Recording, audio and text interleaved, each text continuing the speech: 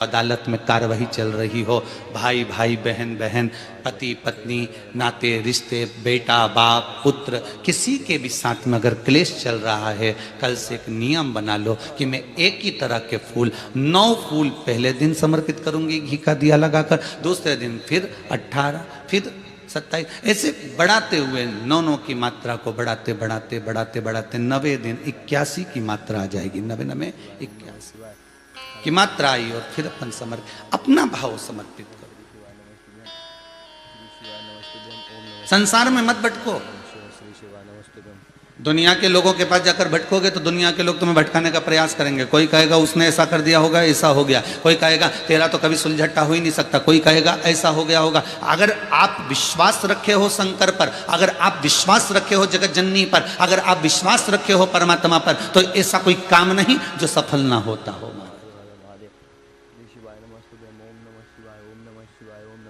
अगर विश्वास रखा है तो दुनिया का ऐसा कोई काम नहीं जो सफल ना हुआ।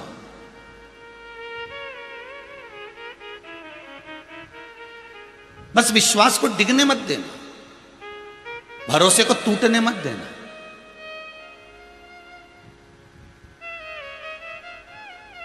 इस कुबेरेश्वर धाम में अभी तो भले लॉकडाउन चल रहा है और आप लोगों से भी निवेदन है कि अपने घरों में बैठकर कथा सुनो। यहां भले आप लोग अभी ना आए, जब पूर्ण तरह से कोरोना महामारी समाप्त हो जाए, ये कुबेरेश्वर धाम आपका बन रहा है।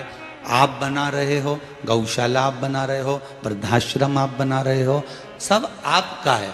आप फिर भले 10 दिन रुको, 15 दिन रुको, 20 दिन रुको, महीना भर रुको, कोई तुम्हें मना नहीं करेगा। किसी की मनाही नहीं, ये आपका है, आपके द्वारा निर्मित करा गया। यहाँ का मालिक कोई दूसरा नहीं। कुबेरेश्वर धाम में कुबेरेश्वर भंडारी ही इसका मालिक और आप हो बस।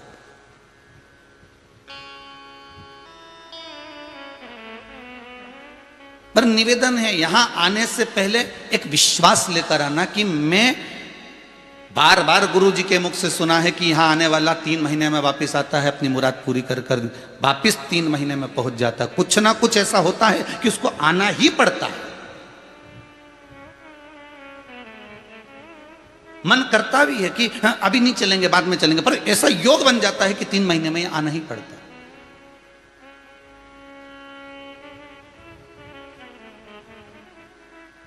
तो विश्वास रखकर इस भूमि पर अगर आते हो, विश्वास रखकर यहां अगर आप पहुंचते हो, विश्वास रखकर अगर आप भगवान का भजन करते हो, विश्वास रखकर अगर आस्था चैनल पर भी शिव महापुराण की कथा सुन रहे हो, विश्वास रखकर अगर मोबाइल पर भी कथा सुन रहे हो, फेसबुक यूट्यूब पर भी कथा श्रवण कर रहे हो, और विश्वास अगर दृढ़ है और आप विश्वास रखकर कोई उपाय कर रहे हो, तो जितने लोग कथा को सुन रहे हैं, जितने आस्था चैनल पर कथा सुन रहे हो, जितने मोबाइल पर सुन रहे हो, दिल पर हाथ रखकर बोलना, कभी इतनी कथा सुनने पर तुम्हारे मन में, तुम्हारे विचार में कोई प्रश्न आया होगा और वो प्रश्न का उत्तर मिला कि नहीं मिला।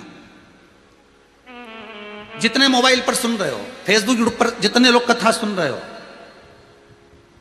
भले आस्था चैनल पर जितने लोग कथा सुन रहे हैं, ये तो जवाब नहीं दे सकते क्योंकि इन्हें तो सुन रहे हैं, तो मन में कह सकते कि हाँ हमारा ये काम हो गया, बाबा ने हमारी सुनी और हमने ये सोचा था, ये उत्तर हमको मिल गया, हमने ये विचार करा था और हमारा ये काम हो गया। भले वो बता नहीं सकते क्योंकि वो कथा में टीवी के सम्मुख में किसको बताएंगे, अपने परिचित को, पर जगत को तो नहीं बता सकते। पर मोबाइल एक ऐसा साधन है जिस पर तुम लाइव कथा अगर सुन रहे हो तो उस पर अपना मैसेज आप कर सकते हो कि बाबा ने मेरी ये बात सुनी थी और बाबा ने मुझे ये कृपा करी थी।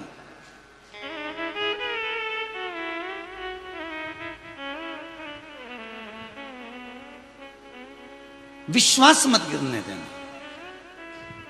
एक निवेदन हम पहले भी करे, आज फिर कहते हैं, पतियों से निवेदन है आपका विश्वास आपकी पत्नी के प्रति मत गिरने देना, और पत्नी से निवेदन है आपका विश्वास आपके पति के प्रति मत गिरने देना। सास से निवेदन है आपके बहू बेटे के प्रति विश्वास मत गिरने देना, और बहू और बेटों से निवेदन है आप सास के प्रति विश्वास मत गिरने देना। दुनिया कितनी भी आग लगाए, दुनिया कितना भी कहे उसने ऐसा कर दिया, उसने वैसा कर दिया, पर विश्वास मत गिरने देना। भरोसा यदि है, विश्वास यदि है, तो फिर वापिस जुड़कर एक एकाग्रता का भाव आ सकता है, फिर जुड़ सकता है। कल से नवरात्रे प्रारंभ हो रहे हैं, गुप्त नवरात्रे, करो प्रयोग। भले अदालत में केस चल रहा हो, भले तलाक तक की नौबत पहुंच गई हो, और अगर आपके दिल में थोड़ा सा भी भाव है कि इसके साथ मुझे रहना है, मैं दूसरी शादी नहीं करना चाहती, मैं दूसरे लड़की से विवाह नहीं करना चाहता, मैं इसके साथ रहना चाहता हूं, मैं इसके साथ रहना चाहती हूं। अगर आपके भीतर अगर विश्वास है तो दृढ़ता में करो अनुष्ठान।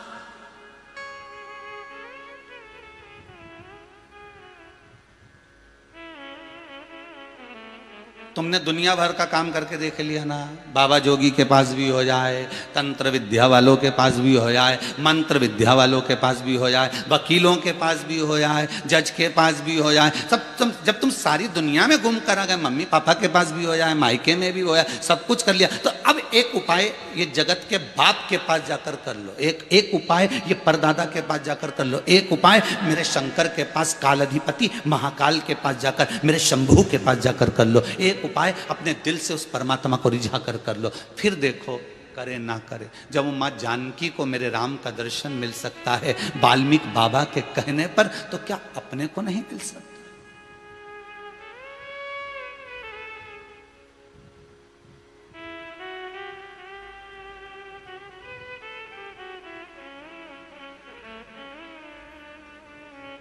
उस विश्वास पर जियो।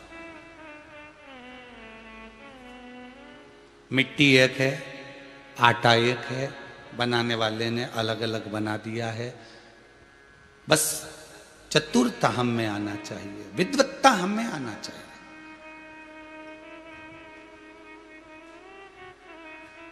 गुरु ने जितना पढ़ा है वो आपको उतना पढ़ाएगा। गुरु जितना पढ़ा है उतना आपको पढ़ाएगा। यदि चेले के मन में भक्ति का भाव जागृत हो जाएगा तो हो सकता है कि वो गुरु से भी आगे निकल जाएगा भक्ति के बल। दो मित्र जा रहे थे गुरु के आश्रम से। दोनों मित्रों में से एक मित्र बोला, आज तो भगवान ने बड़ी कृपा कर दी, आज तो खीर खाने को मिलेगी, मीठे का भोजन मिलेगा। मीठे का भोजन? हाँ। दूसरे मित्र ने पूछा, कैसे मिलेगा? तू कैसे कह सकता है कि आज अपने को मीठा खाने को मिलेगा, खीर खाने को मिलेगी? तो पहला मित्र बोला, बात यह है कि मैंने गुरुजी के मुख से सुना था कि जब सवेरे सवेरे मिट्ठू का दर्शन हो जाए, तोते का दर्शन हो जाए, शुक का दर्शन हो जाए, सवेरे सवेरे अगर पक्षी के रूप में तोता दिख जाए, मिट्ठू दिख जाए, सुखदेव दिख जाए, शुक दिख जाए, तो समझ लेना कि मीठा खाने को मिलता है, खीर खाने को मिलती है। तुमने नहीं सुना क्या? तो उसने कहा, मैंने भी सुना है गुरुजी के मुख से कि अगर सवेरे सवेरे तोता दिखे, मिट्ठू दिखे, शुक दिखे, तो समझ लो खीर खाने को मिलेगी। तो फिर ये तोता नहीं दिख रहा तेरे को?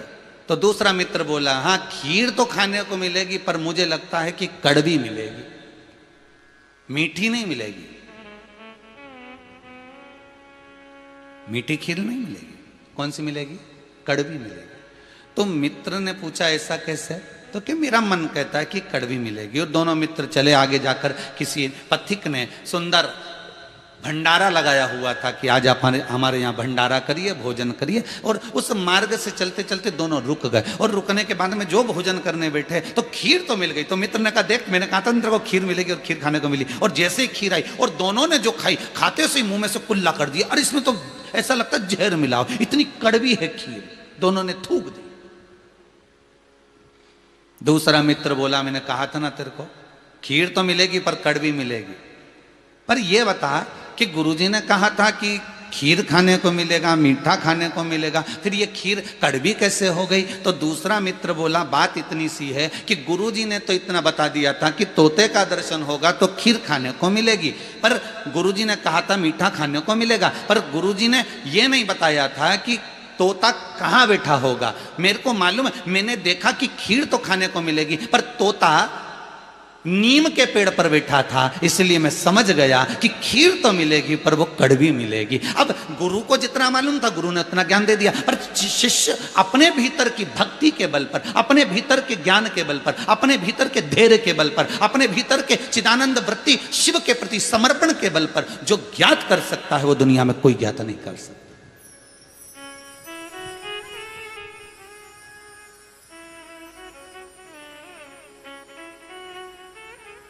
आज के जमाने में हम भेड़ चाल चलते हैं। ये दुनिया के लोग सारे भेड़ चाल में चले जाते हैं। एक व्यक्ति ने अगर किसी चीज की बुराई करना चालू करी तो दूसरा व्यक्ति उस पर बुराई में तुरंत कमेंट्स करना चालू कर देगा। दूसरे ने बुराई करना चालू करी तो तीसरा तुरंत कमेंट्स करना चालू कर देगा। तुम देखना, रोज आप लोग फेसबुक चलाते होगे, रोज आप व्हाट्सएप चलाते हो, एक व्यक्ति ने अगर थोड़ा सा कमेंट्स करा, थोड़ी सी निंदा करना चालू करी, किसी संत साधु सन्यासी तपस्वी साधक उपासक मंदिर देवालय नेता आदि किसी की भी बुराई, अगर कोई एक साधारण स्त्री पुरुष किसी की भी बुराई, एक जरा सा जीव की भी अगर बुराई कोई करता है, एक व्यक्ति ने अगर बुराई करना चालू करी तो उसके साथ में 10 धीरे धीरे धीरे धीरे उसके पीछे लगते चले जाएंगे और बुराइयां निकालना प्रारंभ कर देंगे। पर बुरा ढूंढने वाला व्यक्ति बुरा ढूंढ लेता है, और उसी क्रम में अगर कोई व्यक्ति कह दे कि इसमें ढूंढी जाए तो अच्छाई निकालने में बहुत पीछे हट जाएंगे। दृष्टि में बुद्धि में, अरे जिस कलर का चश्मा लगाओगे सामने वाला व्यक्ति वैसा ही दिखेगा, बिल्कुल वैसा। काम का चश्मा लगाओगे तो कामी, लोभ का चश्मा लगाओगे तो लोभी, अहंकार का चश्मा लगाओगे तो अहंकारी, वासनावान का चश्मा लगाओगे तो वासनावान, तृष्णावान का चश्मा लगाओगे तो तृष्णावान नजर आएगा। तुम्हारी दृष्टि पर जो चश्मा चढ़ा होगा सामने वाला व्यक्ति वैसा नजर आएगा। आपके ऊपर है कि आप क्या देख रहे हो। आपके भीतर अगर अहंकार भरा हुआ है तो सामने वाला व्यक्ति आपको कितना भी अच्छा होगा तो भी अहंकारी नजर आएगा। बताओ कितना अहंकारी आदमी है, राम राम नहीं कर रहा, सीताराम नहीं कर रहा, हम तो 4 घंटे के आए, जब से एक बार भी मिलना ही नहीं हुआ, कितना अहंकार भरा होगा। अहंकारी को अहंकारी नजर आता है, कामी को कामी नजर आता है, आसक्तिवान को आसक्तिवान नजर आता है, तृष्णावान को तृष्णावान नजर आएगा, निंदक को निंदक नजर आएगा, चोर को चोर नजर आएगा, साहूकार को साहूकार नजर आएगा, ईमानदार को ईमानदार नजर आएगा, धर्मात्मा को धर्मात्मा नजर आएगा, पुण्यात्मा को पुण्यात्मा नजर आएगा। श्री नामदेव जी महाराज जब पंढरपुर में पांडुरंगा के सामने हरि विठ्ठल गाते थे तो दुनिया के लोग उनको अपशब्द कहते थे, पर नामदेव जी के चरणों में बैठकर एक शिष्य हमेशा कहती थी कि नामदेव गलत नहीं, क्योंकि उसकी दृष्टि में अच्छा समाया हुआ था।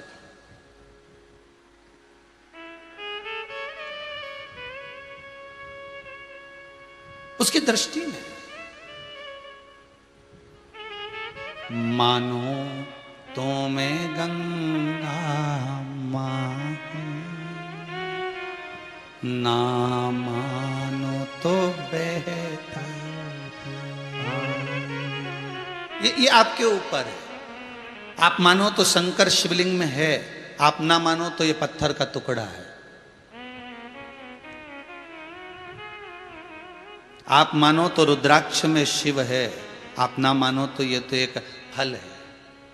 आप मानो तो ये बेलपत्र की इस शाखा में, बेलपत्र की इस डंडी में पार्वती है, क्योंकि पुराण में लिखा है, स्कंद पुराण में, कि बेलपत्री में ब्रह्मा विष्णु महेश ये तीनों हैं, और बीच की जो शाखा है ये जगज्जननी जगदम्बा है, और 2 पत्ती के बीच में जो बड़ी पत्ती है, 2 पत्ती के बीच में जो ये बीच की जगह जो बची है, इसमें सरस्वती और लक्ष्मी है। इस पत्ती के पीछे जो छोटा सा डूठ लगा रहता है, इसमें 33 कोटि देवता हैं। मानोगे तो मानोगे ना मानोगे तो आपके लिए तो बस यही है कि एक बेलपत्री है, केवल एक बेलपत्री।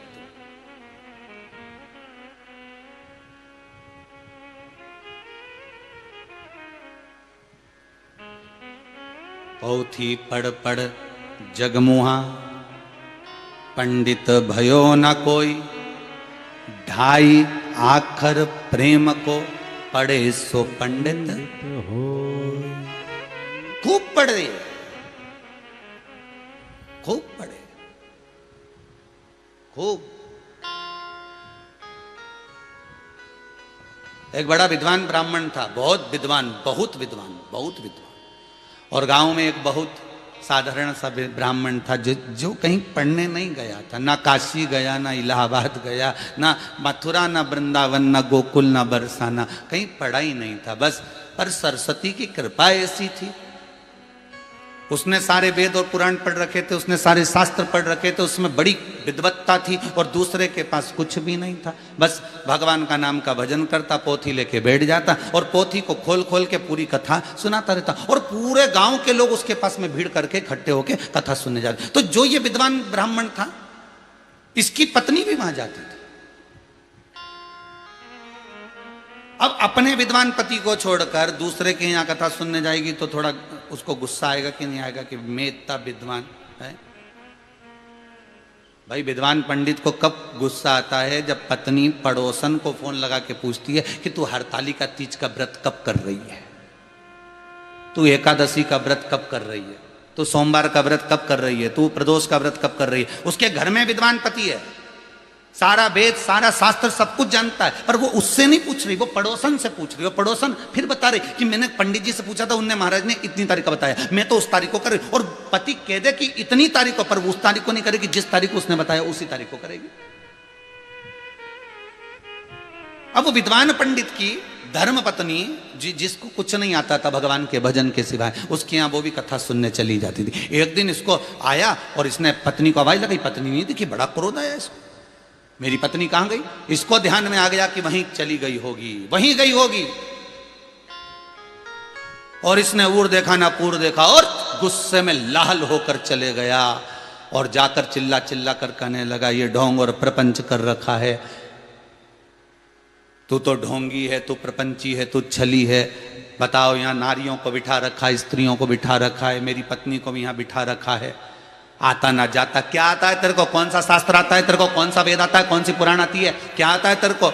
और खूब अपशब्द कहा, खूब ताने दिए, खूब आड़ा टेढ़ा बोला और वो चले गया। पत्नी पीछे पीछे गई, जाकर प्रणाम करा, क्यों ऐसा करा आपने, क्यों बोला ऐसा, क्या करना, क्यों, क्या हुआ?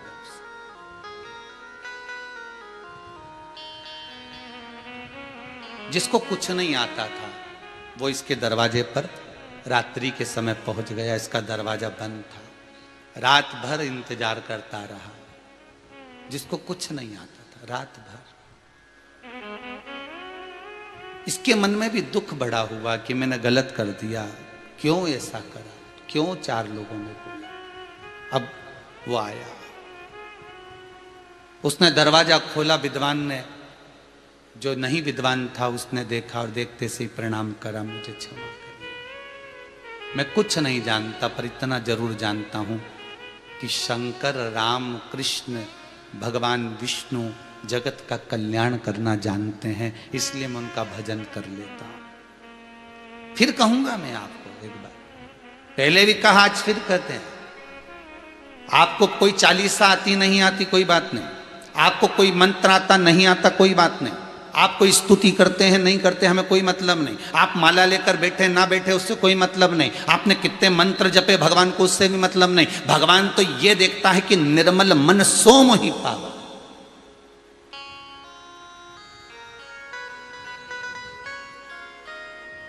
भगवान आपकी मंत्र की माला नहीं देख रहा, भगवान तो आपका हृदय देख रहा।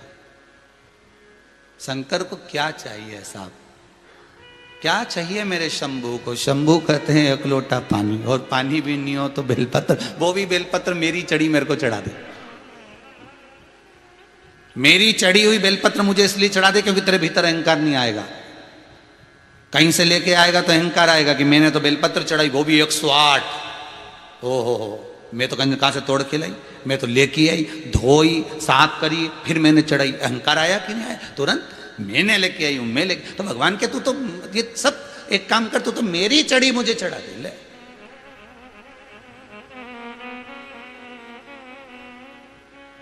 और ये भी नहीं है ना तो तू बस मेरे मंदिर में आके हर हर महादेव बोले, और इतना भी नहीं कर सके तो शिखर दर्शनम सर्व पाप नाशनम, शिखर का दर्शन करके निकल जा, बस बहुत।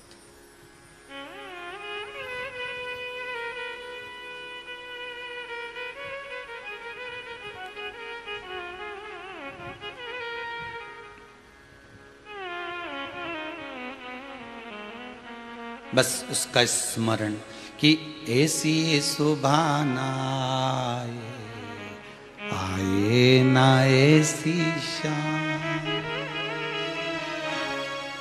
ऐसी सुभाना आए ना ऐसी शाम, जिस दिन जुबा पे शिव का, भगवान शंकर का जिस दिन मुख पर नाम नहीं चाहिए।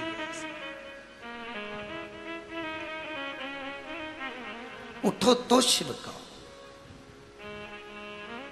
स्मरण में तुम्हारे शंकर समाया होगा तो आनंद कुछ और होगा।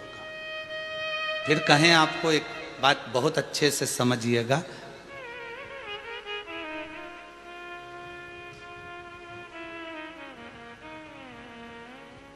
केवल सुंदरता मत देखना, केवल सुंदरता मत देखना।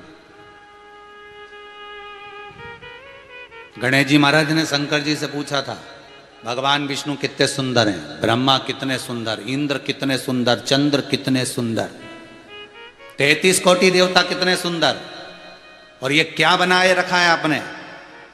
बच्चे जब बड़े हो जाते हैं तो पापा के कपड़े भी चेंज करवा देते हैं। पापा मेरी सगाई हो रही है, शादी हो रही है, जरा सूट अच्छा वाला पहनना, और मैं बनवाता हूँ जाकर, मैं आ रहा हूँ सूट बनवाऊंगा, जैसा सिलवाऊंगा वैसा पहनना। और सुनो ये जैकेट वाला बना लेते हैं और उस पर कोट। पापा तो पापा क्यों, मेरी अवस्था देख रहा है, तो अवस्था नहीं देखना, तुम तो बस मैंने बोल दिया ना कपड़ा ऐसे ही पहना, ऐसे भिखारियों जैसा मत पहनना। अब पहन लिया, बहुत दिन पहन लिया, अब तो सफारी सूट पहनो, कोट पैंट पहनो, अच्छी टाई माई लगाओ। वो इधर से बद्दी वाली, वो क्या बोलते बेल बाटम है, हाँ इधर से बद्दी वाली, तो वो पहन।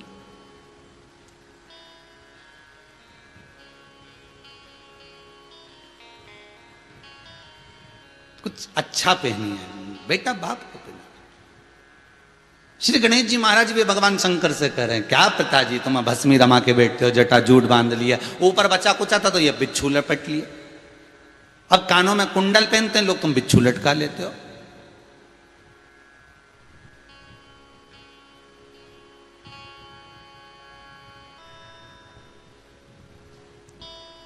गणेश जी ने पूछा, पिताजी एक बात बताना, मेरे मन में बहुत दिन से एक प्रश्न अड़ा हुआ है, बहुत दिन से एक प्रश्न अड़ा हुआ है, मेरे मन का, उस प्रश्न का उत्तर आप देंगे क्या पिताजी। पिताजी बोले, बोलो क्या प्रश्न है, बोलो जरा। तो गणेश जी ने कहा, ये बताओ, दुनिया के लोग कानों में कर्णफूल पहनते हैं, अच्छे अच्छे आभूषण पहनते हैं, और आप बिच्छू लटका के रखते हो, आखिर ये कानों में बिच्छू पहनने का कौन सा तरीका है।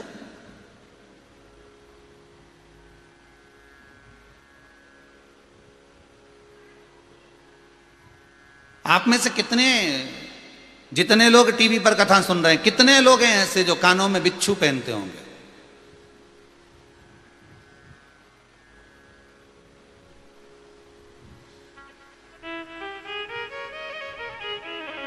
और कोई कानों में अगर बिच्छू पहनकर आ जाए तो तुम उसके पास में बैठकर कुछ बोल सकोगे।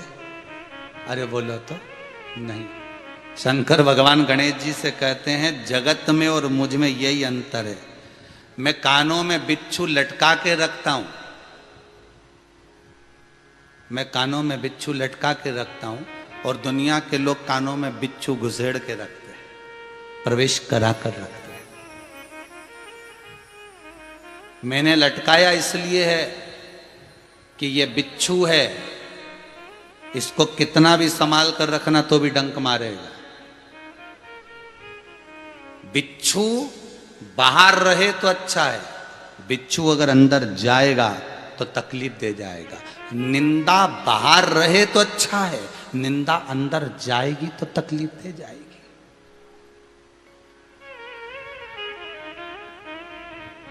निंदा अगर भीतर चली गई ना तो ये तकलीफ दे जाएगी। ये बिच्छू को बाहर रहने दो, सर भीतर नहीं जाना चाहिए।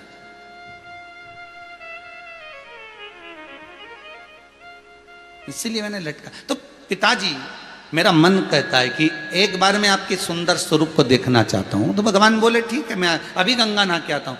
और जैसे ही भगवान शंकर गंगा को नहाने गए और जैसे ही निकल के बाहर आए, आते से ही गणेश जी महाराज देखते रह गए, देखते।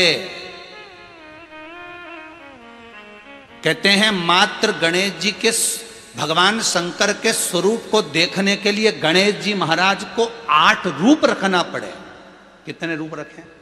8। कितने विनायक हो गए? जम के बोलो, अष्ट विनायक। कितने विनायक हुए? अष्ट। कोई आपसे पूछे कि अष्ट विनायक कब प्रकट हुए तो आप बता सकते हो कि शंकर के मात्र रूप का दर्शन करने के लिए गणेश जी को 8 रूप धारण करना पड़े थे। फिर क्या हुआ? हुआ क्या?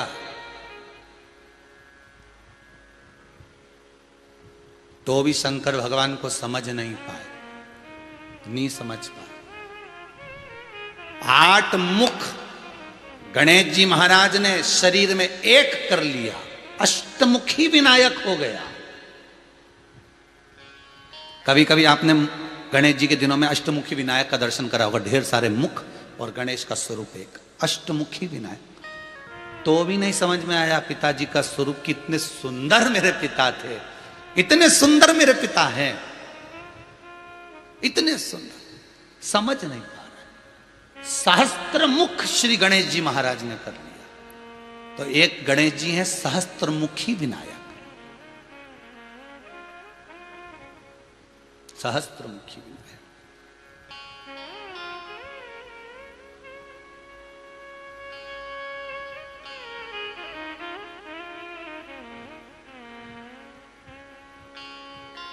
कौन सी तिथि थी जिस दिन गणेश जी महाराज ने शंकर भगवान के सुंदर स्वरूप का दर्शन करा था? कौन सी तिथि थी? चतुर्थी। कौन सी तिथि थी? चतुर्थी। जिस दिन भगवान शंकर के बड़े सुंदर प्रतिबिंब का स्वरूप का दर्शन श्री गणेश जी महाराज कर रहे हैं, वो चतुर्थी तिथि थी।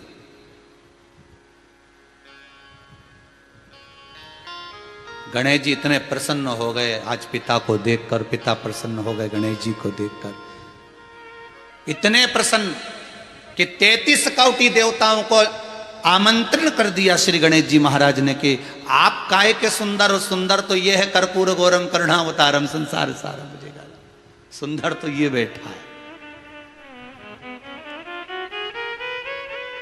आप काय के सुंदर, सुंदरता देखना है तो कभी शंकर की देखो,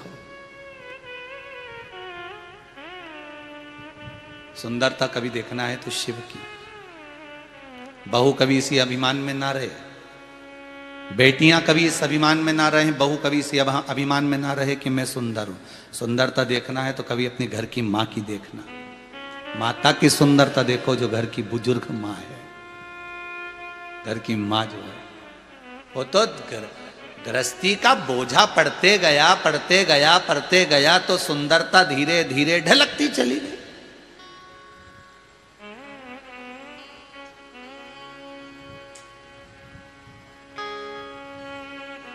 किसी ने सुंदर बात लिखी, एक व्हाट्सएप पे मैसेज था, बहुत पहले की बात है,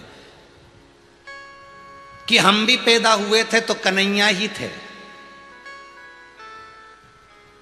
हम भी पैदा हुए थे तब कृष्ण ही थे, बड़े सुंदर थे, पर दुनिया की बागडोर ने हमको भेरू बना दिया। पहले हम जब पैदा हुए थे तो बड़े सुंदर थे, वो सुंदरता थी, पर संसार सागर में जैसे जैसे पढ़ते गए, जैसे जैसे तुम्हारे भीतर आसक्तियां बढ़ती गई, काम बढ़ता गया, लोभ बढ़ता गया, विषय बढ़ता गया, वासनाएं बढ़ती गई, तृष्णा बढ़ती गई, तुम्हारे भीतर का जो भाव बढ़ता चले गया, आसक्तियों पर आसक्तियां बढ़ती चली गई, कहीं परिवार, कहीं नाते, कहीं रिश्ते, कहीं कुटुंब, कहीं कबीले, ये सब जब बढ़ते चले गए, बढ़ते चले गए, तो फिर कमाने के चक्कर में, डूबने के चक्कर में, ना जाने कितना धन एकत्रित करना था, उस चक्कर में इतने काम में लग गए, इतने काम में लग गए, कंपटीशन हर जगह चालू हो गया, पढ़ना पड़ेगा, पढ़ना पड़ेगा तो नौकरी लगेगी, नौकरी लगेगी तो कमाएगा, कमाएगा तो शादी होगी, शादी होगी तो आगे चल गए बच्चों का पालन करेगा। अब ये कंपटीशन चलता रहा, उस चक्कर में ही भेरू बन गया बेचारा।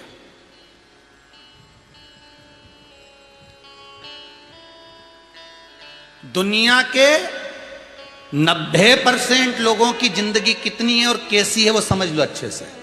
सुबेरे से उठे, मुंह धोया, चाय पी, कुल्ला करा, नाश्ता करा, मॉर्निंग वॉक कर आ गए, नाश्ता वगैरह करा, करने के बाद ऑफिस जाने की तैयारी।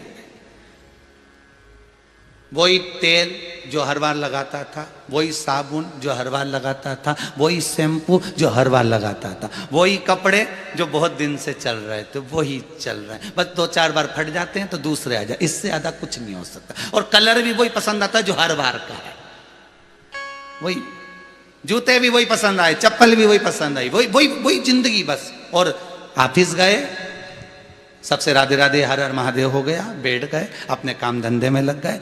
दोपहर का टाइम हो गया 2 बजे, लंच का समय आया, चाय माय पी, भोजन वोजन किया, आधा 1 घंटे गप्पे लगाए, वही लोगों से गप्पे लगाए जिनसे रोज मिल रहे थे, गप्पे लगा के फिर अपने ऑफिस में बैठ गए। शाम हो गई, 5 बजे घर जाने की तैयारी हो गई, वही बैग समेट लिया, सामान समेटा, वापस अपने घर चले गए। बैग संभाल के जहां रखते थे जूता वहीं की वहीं उतारा, वहीं की वहीं चप्पल उतारी, बेल बजाई, अंदर गए, पत्नी ने वही मुस्कुराहट दी, वही प्रेम से अंदर पहुंचे, और वही अंदर जाकर तुमने फिर बैग रखा। बैग रखते से फिर थोड़ी देर सोफा पे बैठे, थोड़ी देर मुंह हाथ धोए, मुंह हाथ धोकर वही टीवी चालू कर दी, एक आध नाटक आ रहा था, नाटक देख लिया। देखने के बाद में भोजन की तैयारी हो गई, भोजन कर लिया, 2-4 मिनट 15 मिनट आधे घंटे बच्चों को, परिवार को, पत्नी को, कुटुंब को दिया, फिर अपने कमरे में चले गए। हाथ में मोबाइल आ गया, व्हाट्सएप, फेसबुक, यूट्यूब चलाते चलाते आधा घंटा बाद नींद आ गई, सो गए। भुनसारे से फिर उठ गए, फिर वही की वही क्रिया चालू हो गई। अरे कजन कितने साल हो गए भेरू को ऐसे ही भेरू बनते बनते।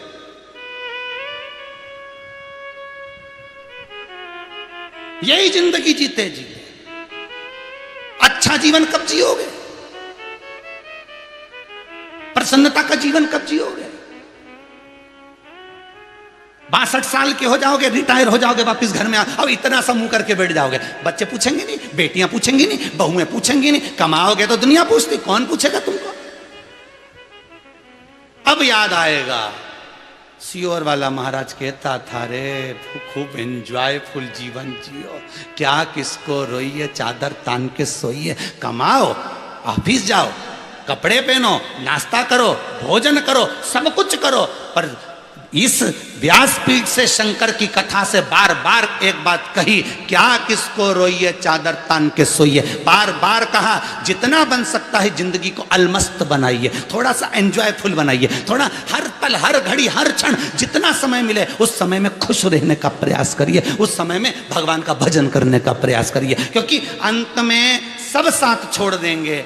जो तुमने शिव पुराण सुनी है कि बुढ़ापे में जब रिटायर हो जाओगे, 62 के हो जाओगे, सब कुछ छोड़कर जब आ जाओगे, जब कोई नहीं पूछेगा, तब ये शंकर की कथा तुम्हें बार बार याद आएगी कि वो सियोर वाला महाराज टीवी पे 2 बजे से 5 बजे तक, 1 बजे से 4 बजे तक चिल्ला चिल्ला के बोलता था, पर नहीं सुधर पाए अपन, और वही भेरू का जीवन जीते रहे कि आओ बस गुरु पूर्णिमा आए या भेरू पूर्णिमा आए, तेल ले जाओ, सिंदूर ले जाओ, पोतिया, और वैसे की वैसे ही बैठा की बैठा रह जा। बस भेरू और तुम्हें अंतर क्या रहा है?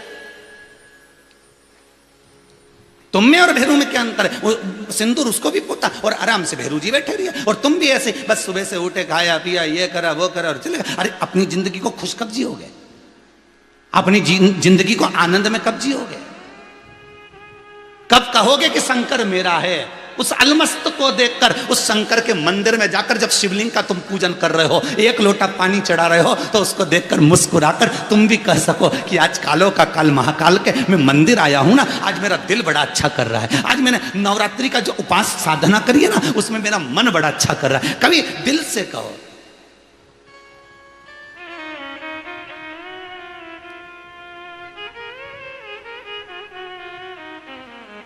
कई लोग कहते हैं, गुरुजी हम बड़े दुखी हैं, हमारा तलाक हो रहा है, हम बड़े दुखी हैं गुरुजी। तो काहे को दुख मनाए? तू तो दुख मनाए जो मनाने वाले हैं, तू तो बढ़िया रस्सी बम ला फोड़, तो आतिशबाजी चला। अरे वो देखा जाएगा, जो ललाट पर लिखा होगा उसे किसी ने टाला नहीं है।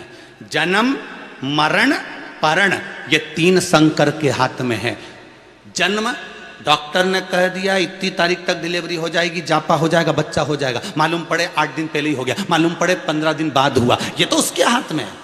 मरना, डॉक्टर ने कह दिया अंतिम सांसें चल रही है, ले जाओ घर पे, मालूम पड़े 1-2 साल निकाल दिए खटिया पे ही, 4-5 बार तो गोबर लीप के नीचे सुला दिया डुकरिया को, फिर जिंदा हो गई वापिस। 6 बार तो गंगा जल तुलसी दे दी कि अब की बार तो निपटी जाएगी, नहीं निपटी। फिर सियोर फोन करा, गुरुजी से बात करा दो, हमारी अम्मा नहीं निपट रही।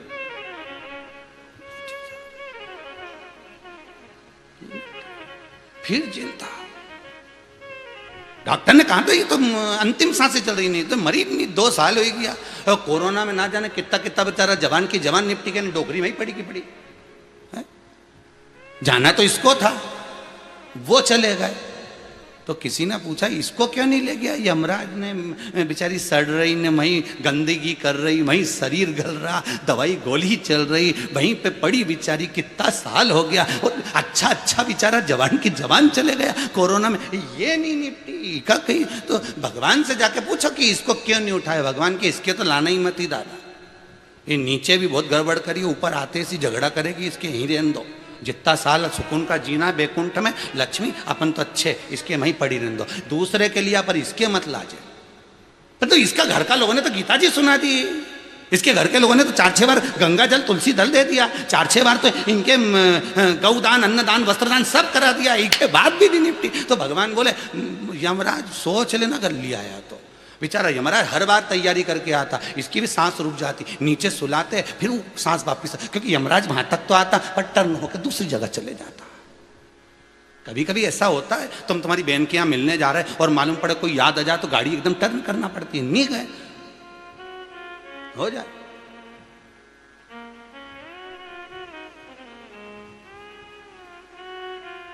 कब जियोगे जीवन को सुखमय? इतना काम तो कोई भी करता है ऐसा, जितना आप कर रहे हो ना, इतना काम तो कोई भी करता है कि उठे ये करा वो करा, ये तो रोज का तुम्हारा रूटीन है। उसमें नया क्या जोड़ा वो बताइए पहले तो। और आप अपने दिल से ये कह सकते हो कि हमने नया क्या जोड़ा है?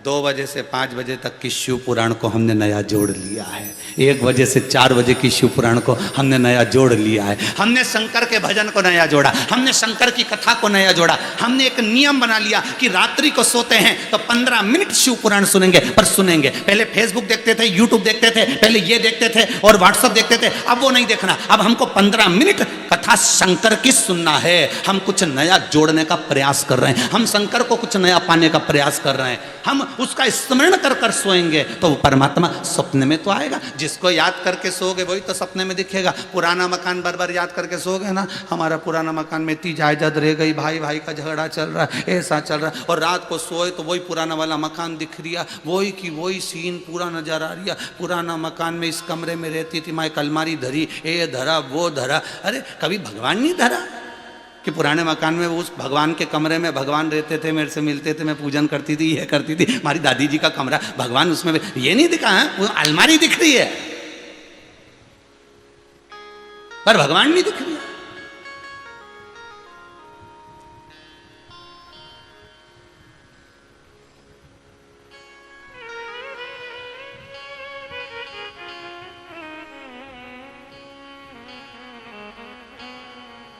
ये उसी में गाल हो गया। वो कौन सा वो हास्य कलाकार है ना, वो राजू श्रीवास्तव है, तो वो एक रिसर्च सेंटर में पहुंचे, एक उसको उसके ऊपर ऐसा कुछ रखा और उसके ऊपर रखकर कहा अब धीरे धीरे आप वही पुरानी घटना में पहुंच रहे हो, वही पुरानी घटना। और जैसे ही वो उठा और उठते से पूछा तुम घटना में पहुंचे थे? तो कहने पटना में पहुंचे थे। अब पहुंचना था, घटना में पहुंच गए पटना। हम भी ऐसे ही हैं, बड़ी मुश्किल से घुमा फिरा कर शंकर के चरणों में लाकर छोड़ो और ये मन वापस निकल कर काम में, आसक्ति में, वासना में, तृष्णा में, सब में वापस चले जाता। बड़ा विचित्र मन है, बड़ा विचित्र है।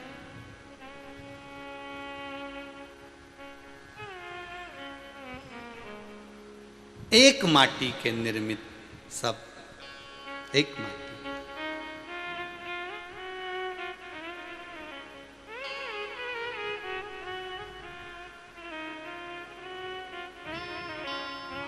और ये शरीर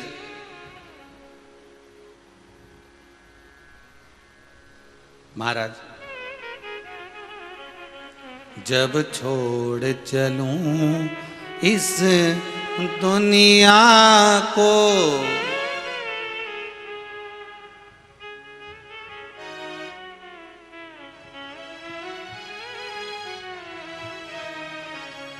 जब छोड़ चलूं इस दुनिया को होठों पे नाम